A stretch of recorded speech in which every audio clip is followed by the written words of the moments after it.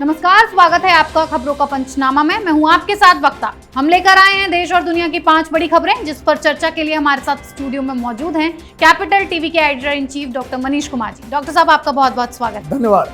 सबसे पहले नजर डालते हैं आज की हेडलाइंस पर। ममता ने तीसरी बार ली सीएम पद की शपथ। राज्यपाल ने बंगाल हिंसा पर लगाम लगाने की दी सलाह। बीजेपी ने हिंसा के खिलाफ किया देशव्यापी प्रदर्शन। वसूली कांड में बड़ी देशमुख की मुश्किलें। सीबीआई के रडार पर आई देशमुख के बेटों की 6 कंपनियां। खंगाले जा रहे हैं सारे वित्तीय रिकॉर्ड। दिल्ली में कोरोना से बुरा हाल। 24 घंटे में 338 लोगों की गई जान। ऑक्सीजन की कमी पर सुप्रीम कोर्ट सख्त। कहा, सरकार के झगड़े में पिस रही है जनता। सुप्रीम कोर्ट ने मराठा आरक्षण पर लगाई रोक। अब किसी भी नए व्यक्ति को मराठा आरक्षण के आधार पर नौकरी या कॉलेज में नहीं मिलेगी सीट। फीस वसूली पर सुप्रीम कोर्ट का बड़ा फैसला। कहा, लॉकडाउन में बंद स्कूल नहीं ले सकते पूरी फीस। बच्चों को नहीं मिल रही स्कूल वाली सुविधाएं।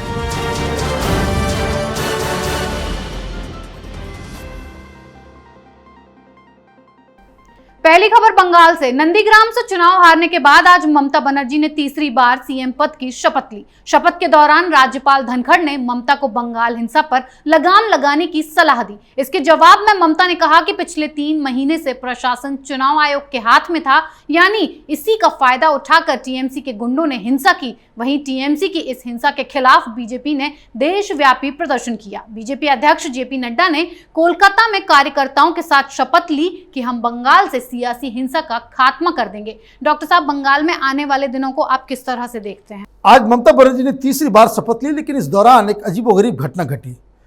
गवर्नर साहब ने बधाई तो दी, साथ ही साथ नसीहत भी दे दी कि आपके कार्यकर्ता जिस तरीके से पूरे बंगाल में आगजनी कर रहे हैं, रेप कर रहे हैं, जिस तरह से हिंसा में लिप्त हैं, उसको रोकने का काम आपका दायित्व है। आप चुनाव जीत चुकी हैं। अब सब लोग एक साथ मिलकर के बंगाल में एक नया चैप्टर कैसे लिखा जाए, वो आपकी प्रायोरिटी होनी चाहिए। लेकिन ममता बनर्जी ठहरी ममता बनर्जी। उन्होंने अपनी भाषण में एक तो स्वीकार भी कर लिया और ये भी कह दिया कि अभी तक तो हमारे पास लॉ एंड ऑर्डर था नहीं, अभी तक तो इलेक्शन कमीशन के पास था। अब मैं सत्ता संभाल चुकी हूं तो अब इसे बर्दाश्त नहीं किया जाएगा। ये अपने आप में बताता है कि एक तरीके से ममता बनर्जी ने इस बात को कबूल किया है कि जो हिंसा भड़काई जा रही है, जो बंगाल में हिंसा हो रही है, वो दरअसल तृणमूल के लोग अपनी जीत के नशे में कर रहे हैं। और चूंकि अब उन्होंने शपथ ले लिया है और अचानक से उन्होंने कहा कि भाई हम स्विच ऑन और ऑफ कर दे रहे हैं, अब हिंसा नहीं होगी, तो ये अपने आप में बता रहा है कि बंगाल किस अंधकार युग में घुस गया है। लेकिन एक बात समझने की ये है कि आप जंगल में आग तो माचिस की तीली से लगा सकते हैं, लेकिन जब ये भड़कता है तो फिर उसके बाद उसको रोकने की काबिलियत सब में नहीं होती। ममता बनर्जी आग से खेल रही हैं।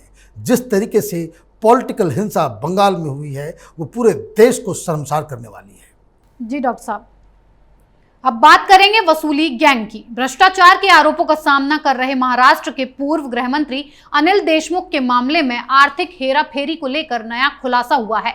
सीबीआई को देशमुख के 2 बेटों की 6 कंपनियों के बारे में जानकारी मिली है, जिसके बाद सीबीआई ने कंपनियों के वित्तीय रिकॉर्ड की जांच करना शुरू कर दिया है।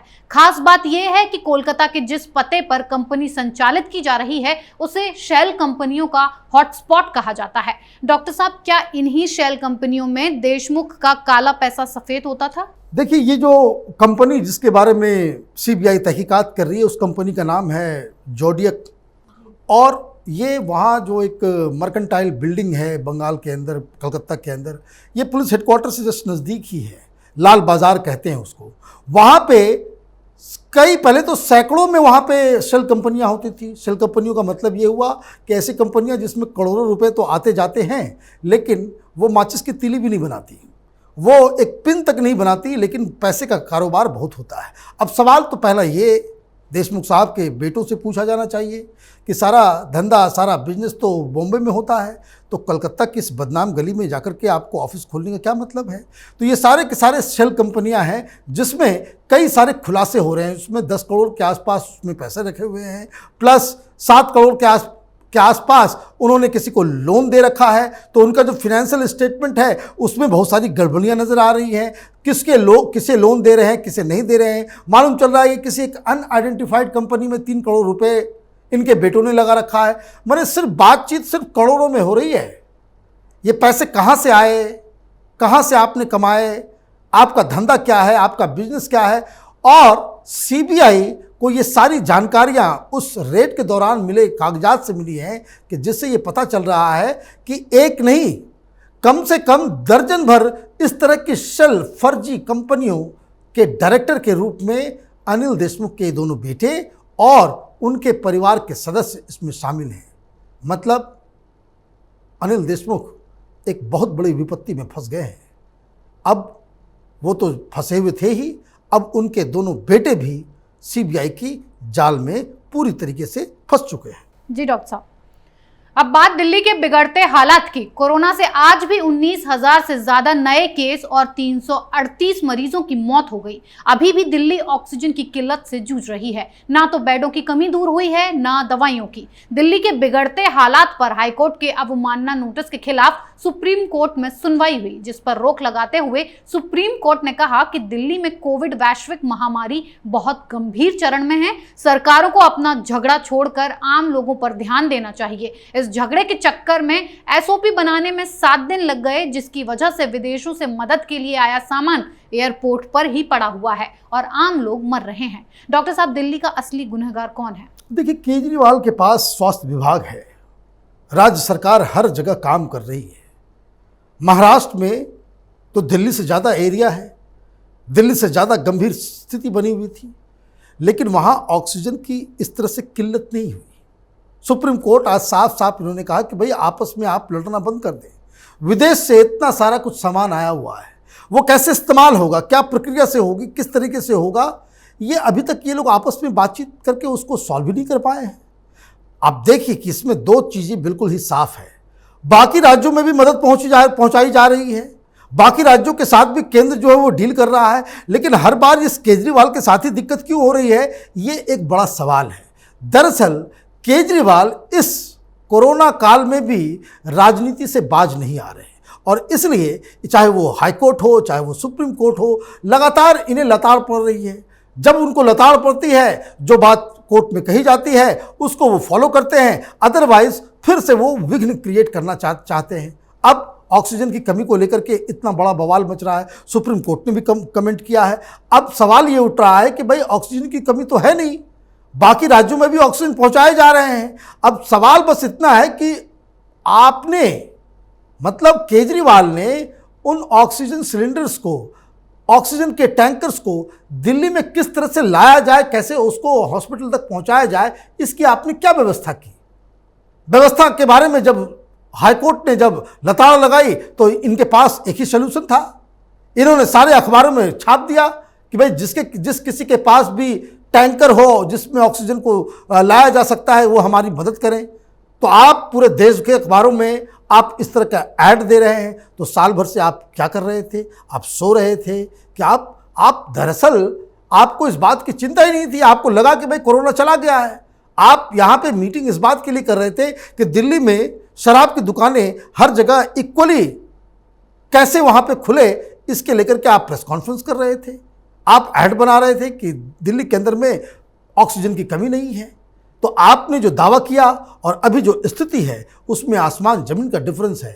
एज ए चीफ मिनिस्टर इनको ये जिम्मेदारी लेनी चाहिए। जी डॉक्टर साहब, अगली खबर मराठा आरक्षण पर। सुप्रीम कोर्ट ने शिक्षा और नौकरी में मराठा आरक्षण को असंवैधानिक करार दिया है। कोर्ट के फैसले के मुताबिक अब किसी भी नए व्यक्ति को मराठा आरक्षण के आधार पर कोई नौकरी या कॉलेज में सीट नहीं दी जा सकेगी। कोर्ट ने आरक्षण को यह कहकर खारिज कर दिया कि ये 50% आरक्षण की सीमा का उल्लंघन है। डॉक्टर साहब, एक सवाल तो ये भी है कि आखिर एक विशेष क्षेत्र के आधार पर आप आरक्षण का क्या मतलब बनता है? देखिए, आरक्षण एक पॉलिटिकल गिमिक है। एक तरफ आप समझिए कि हिंदुस्तान में सरकारों के पास नौकरी नहीं है, नौकरियां प्राइवेट सेक्टर के पास है और ये राजनीतिक दल ये झुंझुना देने में सबसे आगे है। मुसलमानों को रिजर्वेशन दिया जाएगा, यही ये जो अघाड़ी सरकार है, इनका जो कॉमन मिनिमम प्रोग्राम है, इसमें 5% मुसलमानों को भी रिजर्वेशन देने की बात कही गई। और ये एक ऐसा फैसला था जिसको आधा, जब कांग्रेस और एनसीपी की सरकार थी तो वहाँ महाराष्ट्र में ऑलरेडी पास कर दिया गया था। उसको सिर्फ अब उसको नोटिफाई करना था, उसको जो है बाकायदा उसको लागू करने की बात कही गई थी। और जब ये अघाड़ी सरकार बन रही थी तब मुझे अच्छी तरीके से याद है, कांग्रेस के लीडर्स ने साफ साफ कहा था कि हमारे कुछ इशू जो पिछले सरकार में हम नहीं कर पाए थे उसको लागू करना है। दरअसल आरक्षण एक ऐसा लॉलीपॉप है जिसके जरिए हर पॉलिटिकल पार्टी, वो कोई भी पॉलिटिकल पार्टी हो, वो लोगों को बरगलाने में जुटी हुई है। आप शिक्षा के जरिए, आप लोगों को नई नई तकनीकों के जरिए आप एम्पावर करें, नौकरी दे देना, एडमिशन दे देना। एक तो सुप्रीम कोर्ट ने साफ साफ कह दिया कि भाई 50% के ऊपर का जो एक ये लगा हुआ है उसको क्रॉस नहीं किया जा सकता है। ये सब पॉलिटिकल पार्टीज़ को मालूम है। ऐसा नहीं है कि पॉलिटिकल पार्टीज़ के में कोई वकील नहीं है, ये सारे मूर्ख बैठे हुए हैं। इनको अच्छी तरह से मालूम है कि आप कोई भी इस तरह का फैसला आप लेंगे। आप देखिए बहुत सारे राज्यों ने, चाहे वो कर्नाटक हो, कांग्रेस शासित कई राज्यों में मुसलमानों को रिजर्वेशन देने की बात कही गई, हाई कोर्ट पहुंचता है मसला, सुप्रीम कोर्ट पहुंचता है, इसको रिजेक्ट कर दिया जाता है, लेकिन फिर भी मैनिफेस्टो में ये लोग डाल देते हैं। यूपी में भी चुनाव आने वाला है, आप देखिएगा मुस्लिम वोट में जिस तरह से एकजुट होकर के टीएमसी को वोट पड़ा और वो चुनाव वहां पे ममता जीत गई। यूपी में कंपटीशन लग जाएगा, मायावती, कांग्रेस पार्टी, समाजवादी पार्टी, वो कहेंगे कोई 15% मुसलमानों को हम रिजर्वेशन देंगे, कोई 10% देंगे। ये झुंझुना है जो हिंदुस्तान की राजनीति को गर्त में लेके जाता है और लोगों को एम्पावर करने के बजाय ये जो मुफ्त की रोटियां देने की जो आदत पॉलिटिकल पार्टीज को पड़ गई है, उसका ये नतीजा है। सुप्रीम कोर्ट ने जो फैसला किया है वो बाकायदा उसका सम्मान किया जाना चाहिए।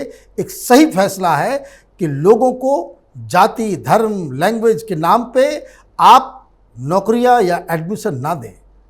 टैलेंट का भी जगह होना चाहिए। जी डॉक्टर साहब, आखिरी खबर स्कूल फीस पर। कोरोना संकट में निजी स्कूलों की फीस पर सुप्रीम कोर्ट ने एक अहम फैसला सुनाया है। राजस्थान के फीस विवाद मामले पर सुप्रीम कोर्ट ने स्कूलों को आदेश दिया है कि वो छात्रों से सत्र 2020-21 की वार्षिक फीस ले सकते हैं, लेकिन इसमें कम से कम 15% की कटौती करें, क्योंकि छात्रों ने उनसे वो सुविधा नहीं ली है जो स्कूल आने पर लेते थे। कोर्ट ने पूछा कि ऑनलाइन क्लास लेने पर पूरी फीस क्यों वसूली जा रही है। डॉक्टर साहब, शिक्षा के क्षेत्र में भी वसूली जारी है। देखिए, ये बड़ा ही विचित्र स्थिति है।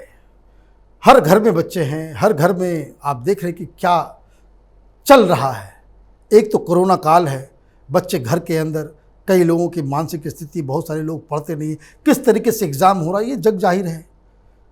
पढ़ाई में किस हिसाब से बच्चे पढ़ाई करेंगे, किस हिसाब से स्कूल जो है उनको जो है वो शिक्षा मुहैया करा रही है, ये दुनिया में किसी से छिपा हुआ नहीं है। हिंदुस्तान के अंदर में ये सिर्फ खाना पूर्ति की जा रही है और ये खाना पूर्ति करने की वजह से इसका इम्पैक्ट ये हो रहा है कि जो स्कूल के मालिक हैं, आप ये समझिए कि जो टीचर हैं, जो वहाँ के प्रिंसिपल हैं, ये तो पिस ही रहे हैं।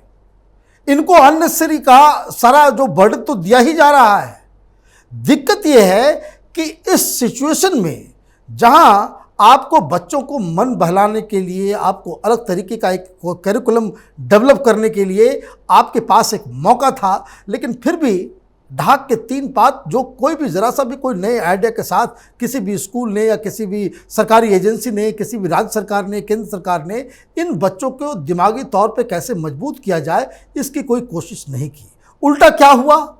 उल्टा ये हुआ कि आपने जो कह सकते हैं कि खराब सर्विस देके पूरे के पूरे पैसे आप ऐंठते रहे। और ये अपने आप में बताता है कि स्कूल वालों के जो खास करके जो स्कूल के मालिक हैं, इन लोगों ने जो वही काम किया जो ये पहले से करते चले आ रहे हैं कि एजुकेशन को किस तरीके से कुछ लोगों ने इस हिंदुस्तान में धंधा बना दिया है, वो उसी का एक प्रतिबिंब है जिसे आप देख रहे हैं कि ना क्लासेस हो रही हैं, न बच्चे जा रहे हैं, न कुछ हो रहा है, कोई न फैसिलिटी मिल रही है, लेकिन इसके बावजूद स्कूल ऑनलाइन क्लास के बहाने पूरे के पूरे पैसे ऐंठ रहे हैं।